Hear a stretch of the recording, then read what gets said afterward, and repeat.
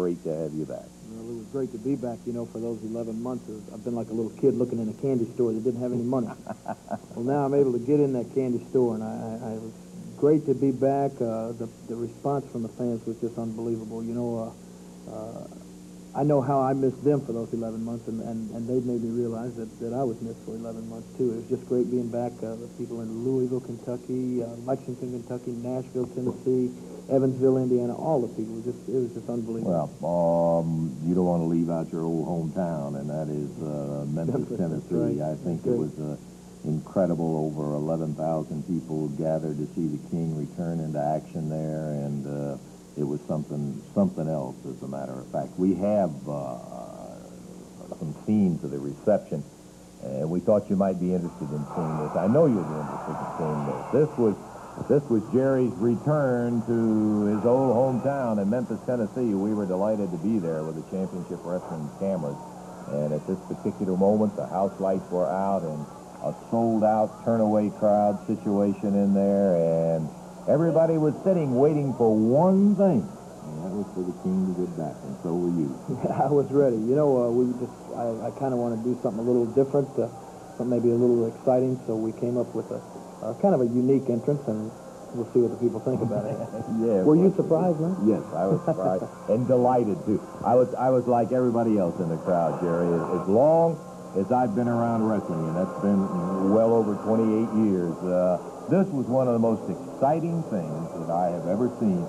If you can picture the Mid-South Coliseum, jam-packed, turn-away crowd. Music started, and there were 11,000, better than 11,000 people who were there waiting for the moment and the entrance of the King.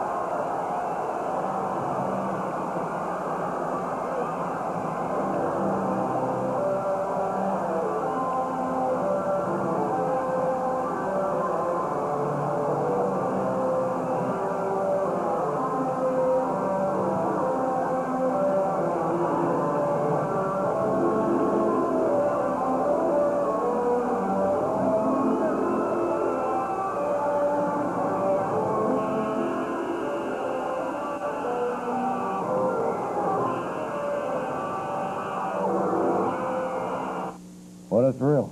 Boy, I'll tell you, the crowd was thrilled to see you back here. Well, it was really exciting. You know, that kind of excitement, like I said, was there in, well, just all the cities. Evansville, Indiana was unbelievable. I've never seen so many people there. Louisville, Kentucky, the same situation. And it was just electricity in the air, you know. Jimmy Hart's planning on breaking your leg again so you can be out for 11 months. Well, you know, I got a few words I'd like to say about that. I'm sure that that's what he had in his mind. He came up with his dream machine.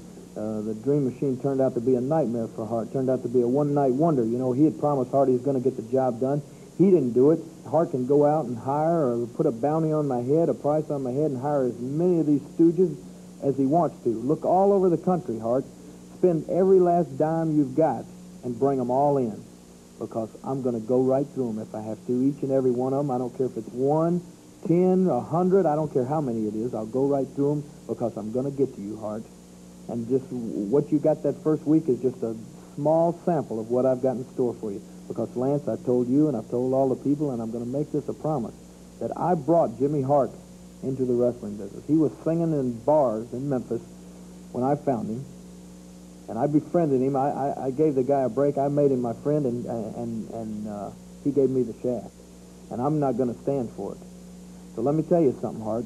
Before it's over with, you're going to be back singing these clubs if they'll hire a singer with no teeth and with scars all over his head, because that's what you're going to look like when I get through with you. Well, I got to tell you, Jerry, that I was I was not only very pleased, I was a little bit surprised that in watching you in your first week back in action, you look great. I Boy, feel great. The leg is dynamite 100%. shape. You can forget about re-breaking the leg, Hart, because like the doctor said, it's stronger now than it ever was. So just forget about that. You better try to concentrate on something else. You know what I'm a little bit surprised at? I saw you spending a lot of time today on the show showing old films of this musclehead Paul Ellering, and I can't understand your thinking. Well, we've seen enough of him. I mean, you know, if they want to try to bring him back, he was the king when I was gone, but the real king is back. And, you know, I understand that all Ellering heard while I was gone was wait till the king gets back. Well, the king is back, and if Ellering wants to try a little bit of me on, he's welcome to it, too. Okay. No offense intended again. Tremendous to have you back, Jerry, and we're just looking forward to seeing you in action and on and on and on. All right. Okay, Jerry the King Lawler. Right now, by golly, we've used that time up, Davey. How about a recap of the action that we had today? Oh, some kind of action we did have here today. Jimmy Valiant, Tojo Yamamoto, the Dream Machine. The winners over Coco Ware, Tom Maley, and Pat Hutchinson. It was David Oswald against David Price. That match stopped by the referee when the Dream Machine interfered. Then Bill Dundee, Carl Fergie, and Tommy Rich in another six-man tag team match get the win in winning the first fall of action. 3 minutes, 8 seconds. Tommy Rich got the pin, and Dundee, Carl Fergie, Tommy Rich defeat the Angel, Dr. Bill Irwin, and Tony Russo. 2 six-man tag team battles today. Boy, we had plenty of it, I'll tell you for a fact. And I enjoyed the show. I enjoyed, despite whether the King did or not, going back and looking at the muscle man from Melrose, Minnesota, Paul Ellering. We probably will try to do this from time to time in there because the reaction to it has just been great.